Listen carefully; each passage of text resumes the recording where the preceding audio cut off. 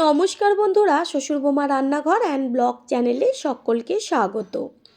আজ এমন একটা মাছের রেসিপি শেয়ার করব যেটা নাকি আপনারা যে কোনো মাছ দিয়ে ট্রাই করবেন। এতটাই টেস্টি লাগে খেতে যেটা নাকি খাওয়ার পরেই বুঝতে পারবেন।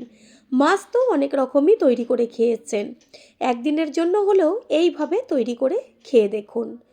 তাহলে কি করে তৈরি করব সেটাই দেখে নেওয়া যাক। প্রথমেই আমি এইখানে 6 পিস কাতলা মাছ নিয়েছি। মাছটা এখনও ধোয়া হয়নি। আমি তো প্রথমেই বলেছি যে কোনো মাছ দিয়ে রেসিপিটি ট্রাই করবেন। এবার মাছগুলো ধুয়ে নিয়ে ফিরে আসছি। মাছগুলো ভালো করে জল দিয়ে ধুয়ে নিয়েছি। এবার এর মধ্যে দিয়ে দেব হলুদ গুঁড়ো আর পরিমাণ মতো লবণ। লবণ ও হলুদ মাছের গায়ে ভালো করে মাখিয়ে নিয়ে 5 থেকে 7 মিনিট মতন একটু রেস্টে রেখে দেব। 10 মিনিট বাদে ফিরে এসে গ্যাসের ওভেনে কড়াই বসিয়ে ভালো করে গরম করে নিয়ে দিয়ে দিয়েছি সর্ষের তেল। তেল ভালোভাবে গরম হয়ে গেছে, তারপর এর মধ্যে দিচ্ছি সামান্য একটু লবণ, কারণ গরম তেলে যদি কিছু ছাড়া হয় চারদিকে তেলটা ছেটে। এইভাবে একটু যদি লবণ বা হলুদ ফেলে দেন তাহলে তেল চারদিকে ছিটে যায় না। এবার একটা একটা করে মাছ গরম তেলের মধ্যে গ্যাসের ফ্লেম মিডিয়াম করে ছেড়ে দেব। গ্যাসের ফ্লেম মিডিয়াম টু হাইতে মাছগুলোকে ভাজতে হবে।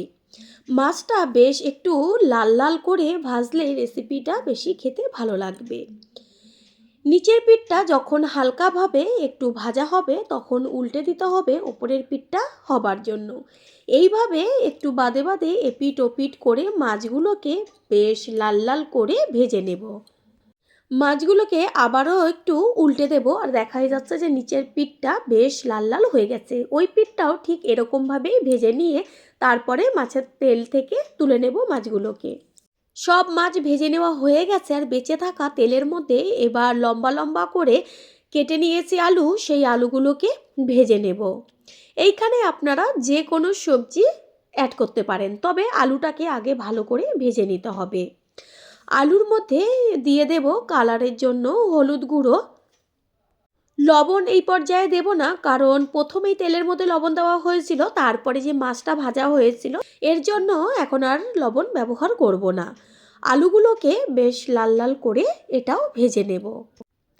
আলুর গায়ে সামান্য কালার এসছে, এখনও সম্পূর্ণ কিন্তু ভালো করে ভাজা হয়নি। এই পর্যায়ে আমি এর মধ্যে দিয়ে দেব সিম। একদম গোটা গোটা করে শুধু মুখের দিকটা কেটে শীটটাকে বাদ দিয়ে তারপর গোটা সিম আমি এর মধ্যে দেব। পুরনো বন্ধুদের সবসময় আমাদের পাশে এইভাবে ভালোবেসে থাকার জন্য অনেক অনেক ভালোবাসা। সিম আর আলু এবার তেলে ভালো করে ভেজে নেব। সিম আর আলু ভাজা হতে থাক, গ্যাসের ফ্লেম লো টু মিডিয়াম করে। এবার আমি অন্যদিকে একটা মশলা তৈরি করব। সেটা হচ্ছে একটা মিক্সিং জার নিয়েছি, আর তার মধ্যে দিয়ে দিচ্ছি বড় বড় করে কেটে নেওয়া ধনেপাতা। এইখানে আমি অনেকটা পরিমাণ ধনেপাতা দিয়েছি। তারপর দিয়ে দিচ্ছি টমেটো, দুটো মাঝারি সাইজের টমেটো এর মধ্যে দিয়েছি। আর দিয়ে দিচ্ছি ঝালের জন্য কাঁচা লঙ্কা। দেব সামান্য পরিমাণ জল দিয়ে এবার পেস্ট করে নেব। আর কোনো রকম মশলা এর মধ্যে আমি ব্যবহার করব না। কত সুন্দর পেস্ট হয়ে গেছে, কালারটা দেখা যাচ্ছে। ঠিক এরকমভাবেই রেসিপিটি তৈরি করবেন, তারপর এসে কমেন্ট করে জানিয়ে যাবেন যে কেমন হয়েছিল। এইদিকে সিম আর আলু সম্পূর্ণ ভাজা হয়ে গেছে, সিমগুলো কত সুন্দর ফুলে উঠেছে। আর সিম ভাজতে তো বেশি সময় লাগে না, এগুলোকে তেল ছেঁকে এবার তুলে নেব। বেঁচে থাকা তেলের মধ্যে আর সামান্য পরিমাণে একটু তেল আমি ব্যবহার করছি। তেলটাকে গরম করে নিয়ে তারপর এর মধ্যে দিয়ে দেব ছোটো চামচের 1 চা চামচ কালো জিরে, দেব শুকনো লঙ্কা। ফোড়নটাকে ভালো করে লো ফ্লেমে ভেজে নেব। ফোড়নের থেকে যখন সুন্দর একটা গন্ধ বেরোবে তখন এর মধ্যে দিয়ে দেব 1 চা চামচ রসুনের পেস্ট। এইভাবে আগে তেলে রসুনের পেস্ট যদি দেওয়া হয় যেমন গন্ধ আসে তেমন স্বাদ হয়। গ্যাসের ফ্লেম লোতেই থাকবে। তেলের মধ্যে রসুনের পেস্টটাকে ভালো করে ভেজে নেব। বেশ যখন লাল লাল হবে ভাজাটা, তারপরে দেব কুচিয়ে নেওয়া পেঁয়াজ। এখানে আপনারা হয়তো ভাবতেই পারেন যে পেঁয়াজ ভাজা হতে হতেই রসুনটা পুড়ে যাবে, কখনোই না। এই যে পেঁয়াজের মধ্যে লবণটা দেওয়া হবে, এতে পেঁয়াজটা মজে আসবে, বেশ নরম নরম হয়ে যাবে, আর রসুনটাও তার মধ্যে থেকে বেশ নরম হয়ে দারুণ একটা ফ্লেভার আসবে। পেঁয়াজও কিন্তু ভালোভাবে একদম ভাজতে হবে, কোনো রকম যেন কাঁচা কাঁচা না থাকে। বেশ কড়া কড়া হবে পেঁয়াজ ভাজাটা, ঠিক সেরকমভাবে পেঁয়াজটাকে ভেজে নেব। একই মশলা ব্যবহার করাতেও একটু সামান্য হেরফেরের কারণে রেসিপির টেস্ট কিন্তু একদম সম্পূর্ণ বদলে যায়। এর মধ্যে এবার দিয়ে দিচ্ছি 1 চা চামচ আদার পেস্ট। সব কিছু ভালো করে মিশিয়ে নেব। গ্যাসের ফ্লেম কিন্তু কখনোই হাই করা যাবে না। মশলা খুব সুন্দরভাবে তেলে ভাজা হয়ে গেছে, কালারটা দেখাই যাচ্ছে। এই পর্যায়ে আমি দিয়ে দেব এই যে পেস্ট করে রেখেছিলাম টমেটো, ধনেপাতা আর কাঁচা লঙ্কা, এই পেস্টটা দিয়ে সত্যি রান্নার একটা আলাদাই টেস্ট। প্রথমবার যারা আমাদের চ্যানেল ভিজিট করছেন তাদের আন্তরিক শুভেচ্ছা ও অনেক ভালোবাসা। আমাদের রেসিপিগুলো যদি ভালো লেগে থাকে সাবস্ক্রাইব করে দেওয়ার অনুরোধ রইল, ও পাশে থাকা বেল আইকনে ক্লিক করলে পরবর্তী ভিডিওগুলো সবার আগে আপনাদের কাছে পৌঁছে যাবে। দেব এর মধ্যে স্বাদ অনুযায়ী লবণ, কালারের জন্য হলুদ গুঁড়ো, আর হচ্ছে 1 চা চামচ জিরের গুঁড়ো, আর কোনো রকম কিন্তু ধনের গুঁড়ো ব্যবহার করবেন না। দিয়ে দিচ্ছি কালারের জন্য 1/2 চা চামচ কাশ্মীরি লঙ্কার গুঁড়ো, কাঁচা লঙ্কা তো ঝালের জন্যই দিয়েছি। এবার মশলাটাকে গ্যাসের ফ্লেম হাই টু মিডিয়াম করে কষিয়ে নেব। এরপর কড়াইয়ের উপর একটা ঢাকনা চাপা দিয়ে দেবো। মশলাটা কষানো হতে থাক।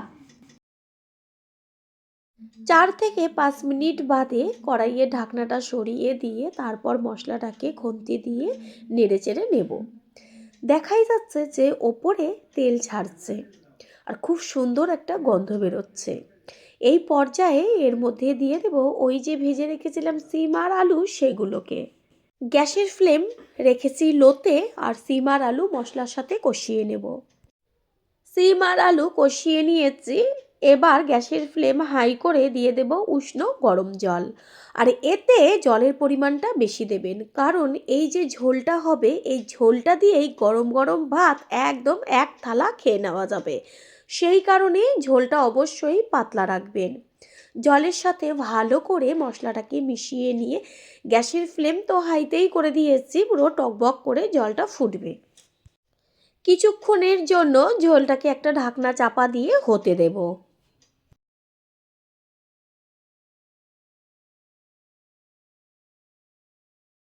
একটু বাদে ফিরে এসে কড়াইয়ের ঢাকনাটা সরিয়ে দিয়ে আলুটা চেক করে নিচ্ছি সিদ্ধ হলো কিনা। আলু সুন্দরভাবে সিদ্ধ হয়ে গেছে। এই পর্যায়ে আমি দিয়ে দেবো যে ভেজে রেখেছিলাম মাছ, সেগুলোকে। ঝোলের মধ্যে মাছটা ভালোভাবে হতে থাক, একটু ঢাকনা চাপা দিয়ে দেব।